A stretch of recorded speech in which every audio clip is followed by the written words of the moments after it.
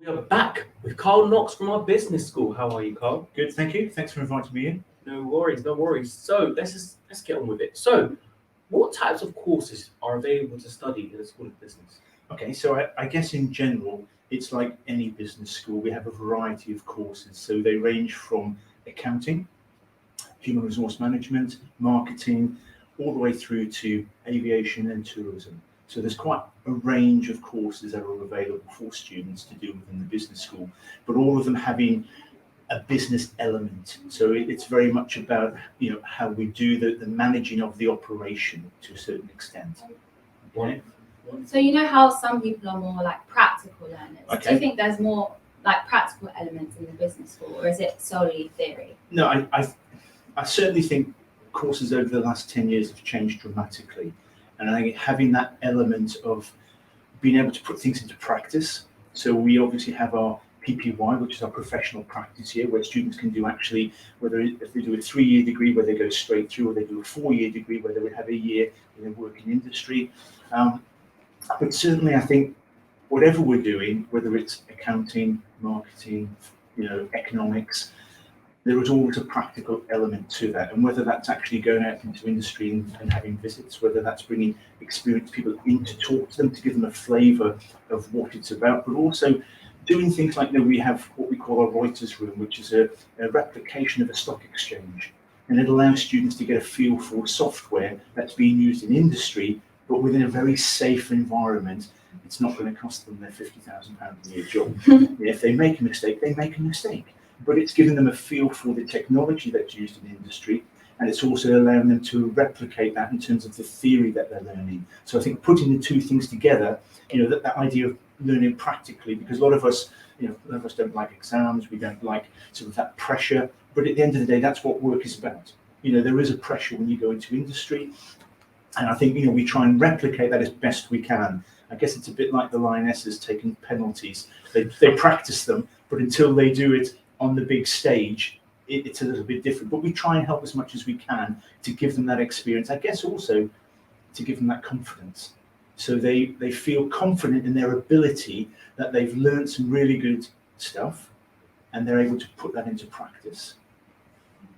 So, what industry links do you have through the School of Business? Are you linked to any facilities, the industries? Okay, I guess the easy one to a certain extent is Luton Airport, which is on our doorstep. So obviously we try and work very closely with our network of companies. They change. It's not always the same company, but then some companies we do have that longevity in terms of that relationship, where we have been able to work with them, and they come in. They come into the university, and we take students out there. But certainly, I think some of our local accountants, some of our local law firms. So we've got a business school conference coming up in September, and we have a number of guest speakers coming in, and they are based on our contacts that we have, and they come in and they're actually talking to not so much our university students, but our year 11, 12 and 13 students, who will be our future students coming through, and giving them a feel for what the university does. That it's not just about coming to university or college, sitting in a classroom, book learning, but actually there are lots of interactive elements to that. So we do have some good networks.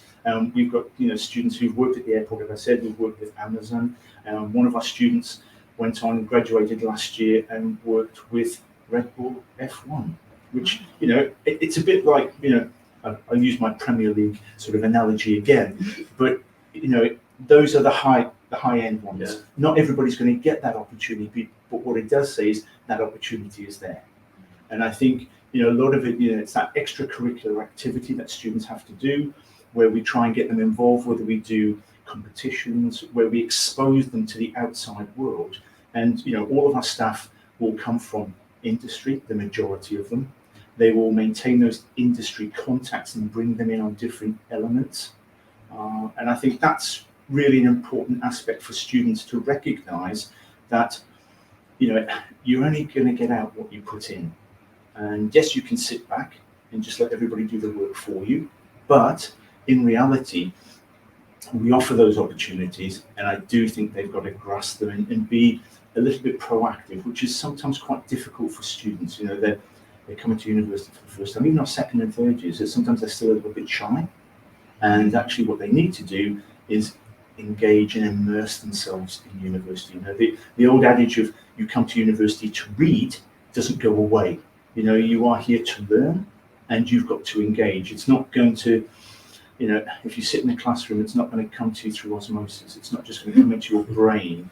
But the bottom line is you've got to put that into practice. You've got to ask the questions. But the opportunities for our networks and working with our companies, you know, there are a range of companies that we work with. And I think the best bit for me is that those companies reflect the subject areas and give the students the opportunity to see what it's like in the real world, or get that experience of somebody coming to share the real world with them as well. So you know how you just spoke about industry links, Yeah. like while students are studying. Yeah. Do you know of anyone that's actually gone on and progressed to be in like an actual like firm or anything afterwards, after they've studied? Okay. So we've got yes. Okay, how do I say this diplomatically? So we had a student last year who did really well with the Dean's Marketing Award, and she went on to work in a bank. We've got a student who graduated last year, works for Ernst Young, which is one of the top 5 accounting firms. So they would have gone in as a graduate accountant. Yeah. So, but again, you know, both of those students I'm referring to, you know, and this is not to put a damper on it, graduated with a first-class honours degree. You know, industry are looking for students who are really pushing, you know, to get those grades and to be successful. So yes, we do have examples, and you know, graduate outcomes, employability are really important, because at the end of the day, what's the point of coming to university if you're not going to get a job at the end of it? You know, we can't guarantee jobs, but I think all of the activities we put in throughout the, you know, the level 4, 5, and 6, or first, second, and third year, equips students to go for those jobs, to be confident, to apply for those jobs. You know, often, you know, I look back historically and I look at jobs and I go, well, should I apply for that? Now, if it was my partner, she may say, actually, I'm not equipped to do that job.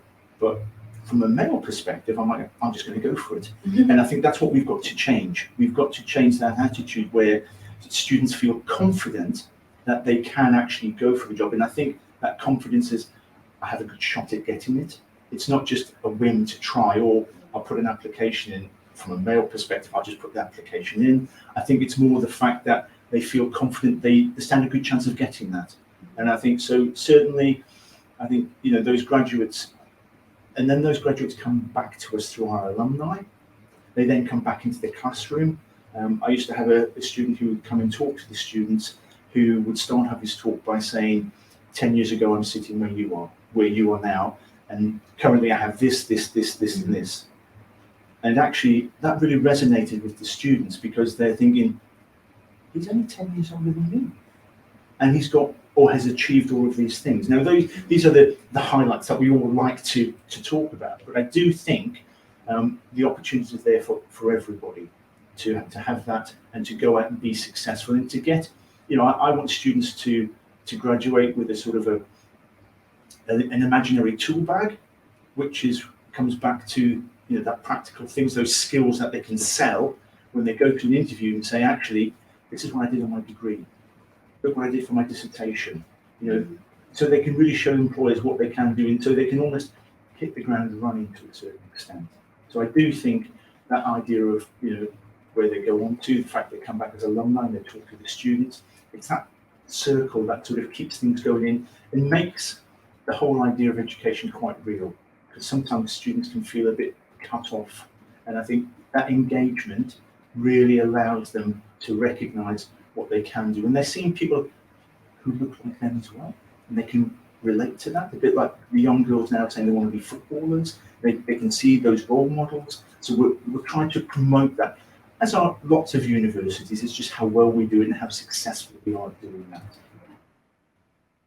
Okay. So personally, what are the latest developments in your field, and how do you enhance that content into your courses? Sorry, say that one again. So what is your latest development? What are the latest development in your field? Okay. I guess to a certain extent, if I look around the business school, we have spent over £300,000 putting in place our digital analytics suite. Now, digital analytics sounds very sexy, and if you put digital analytics against most courses, you're going to get lots of hits, and you're going to get lots of students wanting to do it because people see it as the way forward. So I think it's changing some of our courses to meet industry needs. So those are things. So we've put in the digital analytics suite. We've got our Reuters room, which replicates the stock exchange. We've offered, I think it's called Brand. It's gone straight out of my head, but it's a marketing campaign tool that allows students to replicate undertaking a marketing campaign in the real world, and then collecting that data, that digital analytics element of it, then analysing that data, and then making decisions based on that. So there's some changes. I think, our aviation, we've got an aviation simulation. We don't have a big simulation thing where they sit and try and fly an aeroplane, but it's about trying to give them that experience in terms of what aviation is about. And certainly aviation has expanded quite dramatically, so it's called Aviation and Airport Management, and certainly gives them that experience of managing not just with airlines, but also, there's that big article where we're trying to expand Luton Airport. So the job opportunities there are going to grow exponentially, and also the roles that people will do in airports, not just, in terms of airlines, but other management roles within airports are really significant. So I think all of our courses are changing to try and meet those needs. So I can start sort of listing all of these things, but at the end of the day, they are there and they're available for our students to give them a better experience, and make them or equip them to be more employment ready to a certain extent. Well, lastly, I feel quite good now. There are quite, a range of courses available Yep. In the business school. So could you kind of just give us a brief overview of the courses you can remember, because I know there are probably a lot. So just a brief overview of those courses. I guess, one of our easiest ones is we've just put in place a brand new business management course.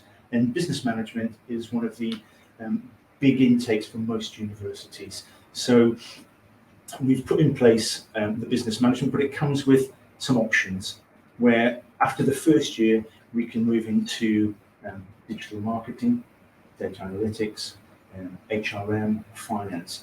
But the key to that one is that everybody at the beginning in the first year does a common first year. And often what happens, and I think what students are often worried about, is have they made the right decision? Is this the course for me? So actually what the business management course allows you to do is to start at level 4, but you get to the end of level 4 and you may want to continue on, which is great, or you may have had a little input of finance or HRM or something during that first year that you think, I want to do business management, but I want to specialize. So they're allowed to move to a different route, pathway, whatever you want to call it, in the second and third year to specialize, so that when they graduate, it will be business management with another option on the end. And I think it's giving them that flexibility is what's really important, so students can come on board. When I went to university, it didn't make a difference if you swapped courses because it didn't impact financially, let's say. Now it's not that easy. So I think having that flexibility and giving them the support and letting them recognise they have that flexibility is really important in terms of coming to the business school at the University of Bedfordshire. Okay. Thank you so much, Carl, for your wise input. Don't forget, guys, call 0300 33 00 073 for our clearing helpline.